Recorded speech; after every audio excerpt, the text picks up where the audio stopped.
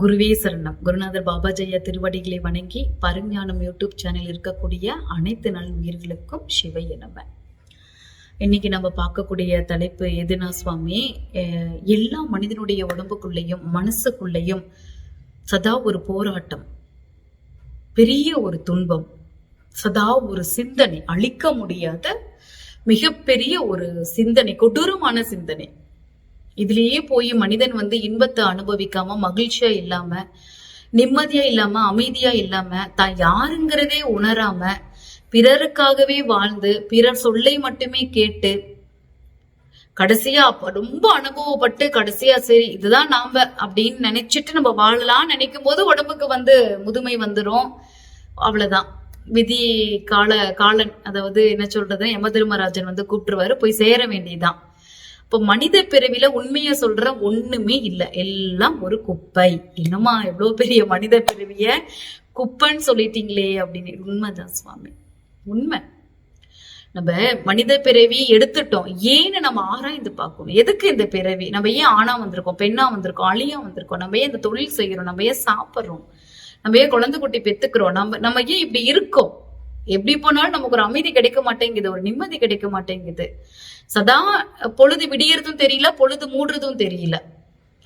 ஏதாவது ஒரு கடமை மனுஷ வாழ்க்கையில நீங்க தான் கடமைன்னு எடுத்துக்கிறீங்க. இறைவன் உங்களுக்கு எல்லாம் கடமையே கொடுக்கல. உண்மை சுவாமி, நீங்களே ஒரு வட்டத்தை போட்டுக்கிட்டு, உண்மை, நீங்களே ஒரு இதுதான் என் கடமை அப்படின்னு நீங்களே ஒரு தவறான எண்ணங்களை உள்ளுக்குள்ள வச்சுக்கிட்டு உங்க சந்நிதிகளுக்கு அதையே போதிச்சுட்டு நீங்க எப்படி துன்பத்தால இறக்குறீங்களோ அதே மாதிரி ஒரு வாழ்க்கையை தான் கத்து கொடுக்குறீங்க. யாராவது இந்த பதிவு பாக்குறீங்க, கொஞ்ச நேரமாவது நான் என்னை உணர்ந்து சந்தோஷமா இருக்கேம்மா, நான் யாருக்குமே தலை வணங்குறது கிடையாது, அன்பால இருக்கேன், ஆனா உண்மையாவே என்னோட புத்தியில நான் இருக்கேம்மா அப்படின்னு யாரோ சொல்ல முடியுமா? அடக்கு வச்சிடுறீங்க. புருஷனா இருந்தா மனைவிக்கு அடக்க வைக்கிறீங்க உங்க புத்திய, மனைவியா இருந்தா புருஷனுக்கு, ஆசிரியர்களா இருந்தா மாணவர்களுக்கு, மாணவர்களா இருந்தாங்க அப்படின்னா ஆசிரியருக்கு. இந்த மாதிரி நம்ம ஒருத்தரை சார்ந்து நம்ம புத்தி என்ன பண்றோம் அப்படின்னா மனசை அடகு வைக்க மாட்டோங்கிறோம். நம்ம புத்தி என்ன பண்றோம் அப்படின்னா அடகு வச்சிரும், ஆராயாம. அதுக்குதான் என்ன அப்படின்னா பந்த பாசத்துல லைத்துறோம். நம்ம பயம், பந்த பாசம், ஏதோ ஒரு விஷயத்துல நம்ம ஆட்பட்டு ஒண்ணுமே சாதிக்க மாட்டோங்கிற மனித பிறவியில. எனக்கு அதுதான் வருத்தம். அதாவது கோடியில ஒருத்தர் தான் இன்னைக்கு சாதிக்கிறாங்க, தன்னை உணர்ந்து. சாதிக்கிறதுனா தன்னை உணர்ந்த உடனே வெளியில காட்டவே மாட்டாங்க, மறைஞ்சு மறைபொருளா போயிருவாங்க.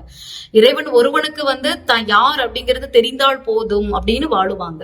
ஆனா இப்ப இருக்கிற மனித கூட்டங்கள் எல்லாருமே யார அழிச்சிட்டு நம்ம சந்தோஷமா வாழலாம், யாருமே நம்ம பொறாம போட்டி படலாம், யார குறை சொல்லிட்டே இருக்கலாம். அதாவது நம்ம மேல எவ்வளவு குறை இருக்கு, நாம எப்படியாப்பட்ட ஒரு வாழ்க்கையை வாழ்றோம்னா இவங்களுக்கு எல்லாம் கவலையே கிடையாது. ஆனா அடுத்தவளை பார்த்து பார்த்து பார்த்து பார்த்து செதுக்கிக்கிட்டு என்ன பண்றாங்கன்னா ஒரு துன்பமான ஒரு வாழ்வியலுக்கே உள்ள போயிட்டு இருக்காங்க. எனக்குன்னு ஒரு மனசு இருக்கு, என் மனசை நான் சந்தோஷமா வச்சுக்கணும், என்னோட உடம்பை நான் ஆரோக்கியமா வச்சுக்கணும், நான் இறந்தேன்னா என் ஆன்மா வெளியில வரும், அது உயிரா இருக்கும், அந்த ஆன்மாவுக்கு நான் துரோகம் செய்யக்கூடாது, அது இறைவன் கிட்ட போய் சேரணும், அதுக்கு உண்டான முயற்சியே நான் உழைக்கிறேன். இந்த பிறவிலேயே வெளியில போய் எவ்வளவு கஷ்டப்பட்டு ஒரு 4 காசு சம்பாதிக்க உழைக்கிறீங்க. அப்படி உழைச்ச காசு மலமா போகுது, உண்டதெல்லாம் மலம்ட்டாங்க சித்தர்கள்.